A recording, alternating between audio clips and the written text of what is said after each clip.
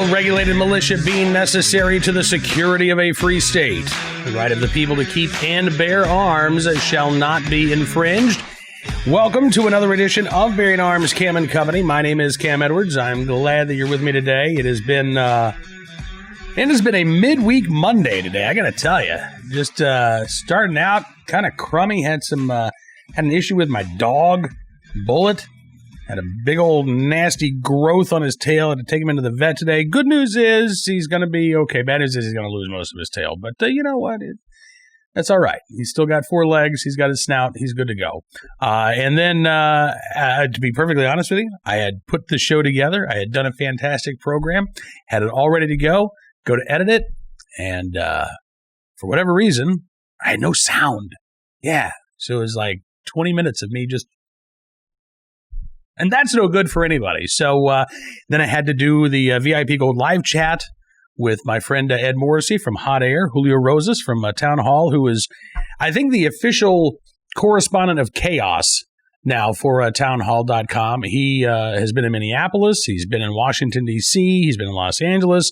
Now he is in Portland, Oregon, site of the protest, where we had originally heard from Oregon Governor Kate Brown today that federal law enforcement was going to be leaving Portland. Acting DHS Secretary Chad Wolf says, no, that's not the case. We said that we'll be leaving when the violence stops, and the violence hasn't stopped. So we're sticking around. So Julio will be on the ground covering everything that's going on in downtown Portland around the Hatfield Federal Courthouse complex. Make sure that you are checking out what Julio is covering there at townhall.com. But we've got some other stuff to get into today, including... again, I guess this is a different type of attack on police that we're going to be talking about on the show today. Not a physical attack on police, but a verbal attack on law enforcement in the city of Detroit. Detroit is, like many other major metropolitan areas right now, seeing a spike in shootings and homicides and other violent crime. There have been 3 officer-involved shootings in Detroit in the last month, and a group called... Detroit Will Breathe held a press conference on Tuesday in which they demanded that the police chief there in Detroit, Chief James Craig, step down as a result of these officer-involved shootings, basically alleging that these officers, not even alleging, they accused these officers of committing murder in these officer-involved shootings. So we're going to get into this because, thankfully, and I got to say, kudos to several members of the Detroit press for actually questioning this narrative that this group Detroit Will Breathe came up with. Because what they are talking about, what this group Detroit Will Breathe is talking about in terms of these officer-involved shootings, is not what the facts actually allege. And not only did local media press this group, Chief James Craig had quite a few things to say as well. According to the Detroit News, Lloyd Simpson, who's one of the group's organizers, on Tuesday, lambasted 3 officer-involved shootings in the past 2.5 weeks, called for Craig to be fired. Back on July 10th, Hakeem Littleton was shot and killed by police after he fired a pistol at an officer's head from about a foot away. Body camera footage has been released showing this. Then on July 23rd, there was an incident that was also caught on body camera. That footage has also been released by police, showing an unnamed suspect brandishing a pistol seconds before officers fatally shot him. Chief James Craig says investigators are still going over video of the most recent shooting in which police wounded a man suspected of selling drugs on July 26th. But because of that review, the footage has not yet been released. Simpson, the co-founder of this group, Detroit Will Breathe, Lloyd Simpson, actually claimed that the video of the July 23rd shooting was edited. And said we need to see the release of video from all 3 incidents. He said in 2 of the cases, the victims shot by police were on the ground when they were shot. He said edited body cam footage clearly shows the young man in July 23rd's incident never having been in a position to fire the weapon. Now, Chief James Craig says, look, we didn't edit a gun into the video. The video clearly shows the officer was faced with an imminent threat when the suspect pulled out a gun and pointed it at the officer. It is on video. A TV reporter who was at the Detroit Can Breathe press conference on Tuesday argued that the videos released by police do not support Lloyd Simpson's claim that the police shot suspects while they were on the ground. Tristan Taylor, who is another co-founder of Detroit Will Breathe, was asked whether his group had a responsibility to put out accurate information. And he said, quote, absolutely. And we could only do that, he said, when facts are given. He did walk back the comments by Lloyd Simpson and said, okay, yes, this guy was standing when he was first shot, but he said he was disturbed that officers continued firing after this suspect fell to the ground. He said, that's the thing we find most disturbing about his shooting was the fact that the last shot was point blank to the head. We call these murders, especially someone who was shot point blank to the head, an execution. They are the victims of police brutality. Again, after this gentleman pointed a gun at police officers, they're calling this an execution. They're calling this an example of police brutality. Chief James Craig says it's ridiculous. He said that's an example of taking what actually happens and creating a false narrative. The officer who responded put his own life in danger to mitigate the threat to other officers. They also, again, criticized this shooting on July 23rd, which started when officers were investigating a quadruple shooting in the city, in which an 18-year-old had died. That took place on July 19th. So officers spotted a car that they believed was connected to that shooting on July 19th. They then pursue it. The car does a U-turn, speeds away. There's a high-speed chase that takes place. In Detroit, by the way, high-speed chases are banned unless officers are pursuing a violent suspect. In this case, someone who was involved, they believed, in a quadruple shooting. The Detroit News says footage shows officers tailing the car as it lurches through side streets, jumps onto the sidewalk several times, narrowly misses pedestrians before crashing into a tree. Then 3 guys get out of the car and they start running in different directions. Officers take off after all of them. One of the men is seen in the video with a pistol in his left hand. As he runs, he then turns, raises the gun, and appears to point it at an officer before the officer fires a single fatal shot that hit the suspect in the torso. During the press conference on Tuesday, Tristan Taylor with Detroit Can Breathe said police should never have initiated the chase. He was specifically asked, are you telling me that police should have let a homicide suspect go free rather than pursue that homicide suspect? And Taylor said, yes, I am saying that. There are other opportunities to apprehend them. When will that next opportunity arise? Tristan Taylor couldn't tell you. And what happens in the meantime when an individual who is suspected of shooting 4 people is out there on the streets? Do you think there might be a chance that that individual might engage in more acts of violence? Chief James Craig does. He responded saying, what do we tell the families of the 4 shooting victims, one who succumbed to his injuries? Their lives matter too. We're not going to let a violent suspect go free so he can possibly do harm to other people. The chief went on to say, I've been in law enforcement longer than he's been alive, speaking of Tristan Taylor. He said some of the things that he's saying clearly show he doesn't know what he's talking about. If he thinks he can do a better job than me and keep the people of Detroit safer, I would love to hear his suggestions. Yeah, I'd love to hear them too. I've had the opportunity to speak with Chief James Craig a couple of times over the years. And unlike most big city police chiefs who are appointed by anti-gun mayors, Chief James Craig actually was appointed by a nonpartisan city manager back when Detroit had declared bankruptcy and was going through a reorganization. And he's been pretty outspoken about his support for the Second Amendment, about his support for right to carry, about his approval of armed citizens who, are legally carrying for self-defense. And he's a guy who cares very much about violent crime in Detroit. And he understands that it's not just a matter of policing. It is a matter of the community and their response to violent crime that can also make neighborhoods safer, both in terms of individuals who are prepared to protect themselves, as well as communities who are ready to call out violent actors when they see them. Now, again, we've seen a lot of scurrilous attacks on law enforcement, but I got to tell you, I think the press conference by Detroit Can Breathe on Tuesday is it's a new low, because again, in each one of these cases, we're talking about, at least in 2 of the 3, the 2 instances that body camera footage has been released, you've got armed individuals In one case, who actually fired a shot at a police officer before officers responded. Another, you had a guy point a gun at a police officer before officers fired. And this group, Detroit Can Breathe, has a problem with the officer's response. At that point, what do you want police to do if somebody points a gun at them? What do you want police to do if somebody fires a shot at them from a foot away? Do you still believe that the police need to show restraint and not respond with force? Not meet deadly force with deadly force? Because again, if that's your attitude, I don't think you're going to find a majority support here.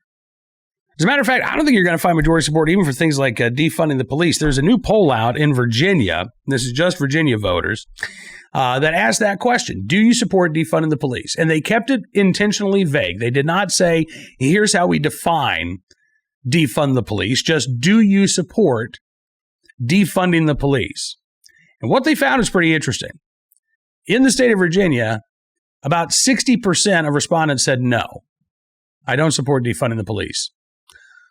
Only about 60%. That's because 93% of Republicans said, no, I don't support defunding the police. About 2/3 of independents said, no, I don't support defunding the police. And about half of Democrats said, no, I don't support defunding the police. About half, 51% to be precise, of Democrats who were surveyed said, yes, they do support defunding the police. This is, by and large, a very partisan issue. Defunding the police, abolishing the police, replacing the police with social workers. Generally speaking, this is falling along red and blue lines, right? No matter how you want to try to define it. If you are a Democrat, far more likely to support the idea of defunding the police. But even among Democrats, this idea is a 50-50 proposition. What's fascinating to me is how many politicians are automatically siding with the 50% who say yes, because they're the loudest voices at the moment. I don't think they're the majority, clearly. Not even in the state of Virginia are they a majority. But they are the loudest voices. And unfortunately, those voices, I don't think have the best interest of the community at heart, although they may believe that they do. They may truly believe that things are going to get better if police simply disappear. But again, you go back to the case of Detroit, if police weren't around, okay, there wouldn't have been these officer-involved shootings. But those individuals who were willing to take the life of a police officer, those individuals responsible for a quadruple shooting, well, they'd still be around. And how would they be stopped? Through social workers, through violence interrupters? Maybe. I happen to think that there are a place for programs like that. But they're not an end-all, be-all solution to reducing violent crime. What works to make places like Detroit or Chicago or New York City safer? It's simple, but it's not necessarily easy. It's simple in that what works is that there are consequences, swift and certain consequences for acts of violence. And if you can ensure that there are swift and certain consequences for acts of violence, then there will be fewer acts of violence. Now, again, it's simple, but it's not necessarily easy. Not when you have a criminal justice system with 97% of cases result in plea bargains. Not at a time in which many court systems are either closed or operating on a skeleton crew. In New York City, for example, Mayor de Blasio is blaming the court system for the rise in violent crime. There's something to it. There's not the only thing to blame, but there's something to that. The court system says, look, we're still arraigning people. And you're arraigning people, and then you're turning them loose and telling them to show up for a court date 3 or 4 months from now. But trials aren't continuing in New York City. They've been stopped.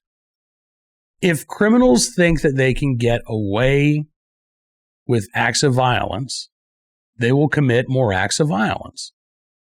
That's as fundamental an idea as you can get. And so if you want to stop violence, if you want to reduce violence, well, you have to ensure that criminals don't think they can get away with it. And right now, in places like New York, Chicago, Detroit, criminals do think they can get away with it, and with good reason. They are getting away with it. The answer, again, isn't to defund the police. The answer is to ensure accountability for those who commit acts of violence. All right, I tell you what, you know what I forgot to do when we started this program? I'll tell you what I forgot to do when we started this program. I forgot to give you a very special message, but we're going to do it right now. You ready? I think you are. The Trump campaign has a special offer just for you. President Trump really wants to give you a signed 2020 Make America Great Again hat. He wants to make sure the lucky winner is one of his top supporters, so be sure to enter soon because this is an opportunity that you do not want to miss. This offer is only going to a select group of supporters, and you are one of them. All you have to do is text ARMS to 88022 today for your chance to win a signed 2020 Make America Great Again hat and own a piece of history. Again, that is ARMS to 88022 to enter to win this contest and to join President Trump in the fight to keep America great for 4 more years. Paid for by Donald J. Trump for President, Incorporated. Okay, now let's get to our armed citizen story, our good deed of the day, our recidivist report. We will start there with a story out of Tulsa, Oklahoma, where a man's been charged with murder and kidnapping, as well as being a felon in possession, telling police that, he just panicked. It was just one of those things. Somebody had stolen his car. He tracked the guy down, got to his house. The guy tried to run past him, and then he just opened fire. Didn't know what to do. Yeah, that's the excuse. Anyway, I'm not sure that I'm buying it. As it turns out, the suspect in this case, again, a prohibited person convicted of trafficking methamphetamine back in 2015. The 31-year-old suspect was sentenced to 12 years behind bars. But Joseph Turk Williams didn't do 12 years behind bars, did he? Because that was only 5 years ago. And he's already back out on the streets and on probation. So served less than half of his sentence before he was released. He is, as I mentioned, a convicted felon, also wanted in Arkansas at the time of this murder for a drug-related crime. Now he is back behind bars and facing the most serious charges of his life. Our armed citizen story of the day from El Paso, Texas, where a man held an alleged burglar for police after his sister woke up to a home intruder. Talk about a good big brother here. So apparently I missed the story, by the way, when it happened last week, but I ran across the story today. So a juvenile girl woke up to an intruder inside her home. This was back on July 16th. She called her mom, who immediately called 911. And then mom called her oldest son, who lives nearby, and said, "Hey, your sister said somebody's in the house. Can you run over there? I called the police, but you're quicker." And he was. He got there before officers arrived. He allegedly discovered 19-year-old Edgar Ivan Garcia trying to climb out of an upstairs window. That is when the son called Garcia down from the window at gunpoint and held him until officers arrived. He has been now booked on suspicion of burglary of a habitation. And at last report was in the El Paso County Detention Facility, facing that charge as well as an outstanding warrant, bonds totaling $250,000. So he may actually be in there for some period of time before he is out. And again, talk about a good big brother, able to protect his sister from a armed intruder. Finally, our good deed of the day from Gwinnett County, Georgia, where 3 inmates were in the right place at the right time and willing to do the right thing when a deputy suffered a medical emergency while the deputy was at work, as a matter of fact. Fox 5 in Atlanta had the story. Deputy Warren Hobbs was on duty in the pod there at the Gwinnett County Jail. A couple of inmates said, he doesn't look good as he was walking around. Then he went back to his desk. A couple of inmates thought that he was sleeping. They're still kind of just keeping an eye on him. All of a sudden, the deputy slumps over, falls onto the floor, cracks his head open, blood's coming out. And that's when several of the inmates started kind of freaking out. Mitchell Smalls said he started hollering and screaming, banging on the door to try to alert everybody to wake up. Sheriff's office said on Facebook, although they were locked in their cells, they kept an eye on him as he returned to his seat at the deputy desk, where he lost consciousness and fell onto the concrete floor, splitting his head open. Soon there were about 60 inmates, all yelling as loud as they could, and it actually woke up Deputy Hobbs. He said he didn't even realize that he had passed out, but when he came to, he said he heard what he thought was the sound of drums and people calling his name. And he thought one of the inmates was actually having a medical emergency. So he got to his feet.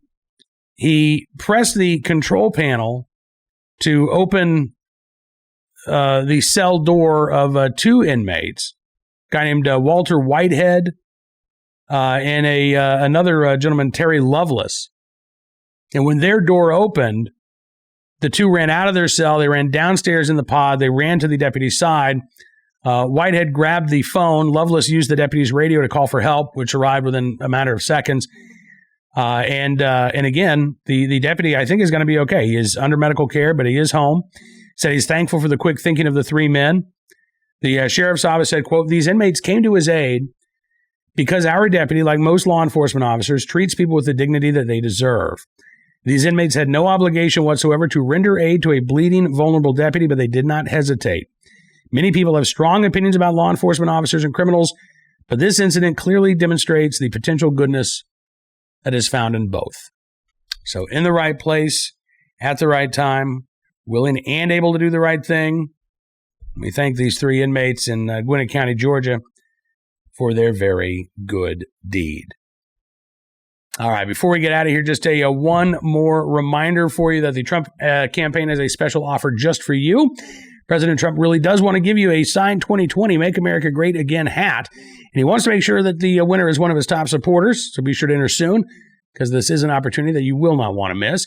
The offer is only going to a select group of supporters, and you are one of them. All you have to do is text ARMS to 88022 today for your chance to win a signed 2020 Make America Great Again hat and own a piece of history. Again, just text ARMS to 88022 to enter to win this contest and to join President Trump in the fight to keep America great for 4 more years. Paid for by Donald J. Trump for President Incorporated. All right, listen, you don't have to wait 4 more years for another edition of Bearing Arms Cam and Company. We've got one coming up for you tomorrow. More of the top Second Amendment news and information from all around the nation. I do appreciate you being a part of the program today. Don't forget, you can subscribe to Town Hall Media on YouTube. That way you'll never miss an episode of Cam and Company. Also, you get other great stuff. Katie Pavlich interviewing President Donald Trump. Jazz Shaw's interviews with UFO enthusiasts. I think there might be another acronym for that now. I think Jazz might get mad if I say UFO. UAV, maybe? Unidentified Aerospace Vehicle? Be sure to check out all of the great options there at Town Hall Media on YouTube. You can also subscribe to Bearing Arms Cam and Company on Apple Podcasts. That way you never miss a program if you just want the audio version. However you find it, we're glad that you're here. And until we talk again, be safe, be well, be free.